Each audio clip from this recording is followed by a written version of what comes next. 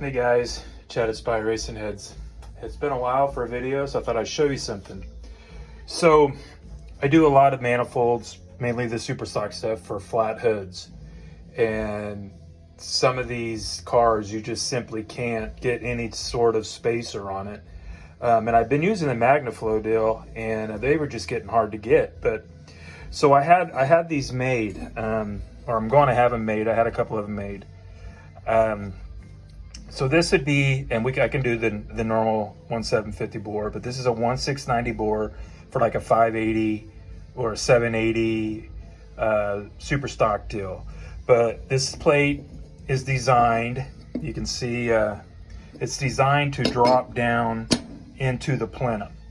So it's got kind of a reversion plate around. What I found in the other ones were the MagnaFlow had a really big, huge radius, and that might all been fine and dandy for some applications, but I think this tighter, smaller one, but you can see it's just a straight bore. It's not tapered. There's probably some power in the taper, but I think everything's going to be different. So I know this works. So it's the place to start. So it's just going to allow you to get some spacer on it. And the problem you have is, there's no plenum area. So I've been making the plenums extra big. So this has literally got to drop down into the plenum. And I'll show you what guy needs to do on the drawing board over here. But you can see here, this is threaded. So we're going to make different length cones that you can just screw on. I think that's probably as important or more important than the taper and the radius around it. So it'll be coming from the top, but you can see, it's a really nice machine. It's all broke over, so there's no sharp edges.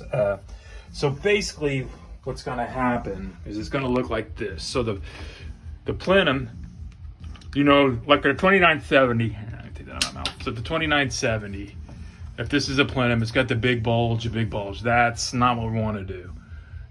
We want to do this here. So if this is the actual opening, and here's the carb pad, okay? We want to bubble, bubble, bubble, bubble. And this would be gone, this would be gone, this would be gone, and that would be gone. So then this would just drop right down into that, and the bores would cover this. Now you're going to have a divider. You're going to have a divider here and a divider here, divider here and divider here. Now I worked the top of that, so you're going to say you're looking down in it. So you're going to have like a big cutout. This is where the top of the roof is, and then you're going to have a divider come out and a divider come out. So all this really gets laid back. All of that gets laid back. All of that gets laid back.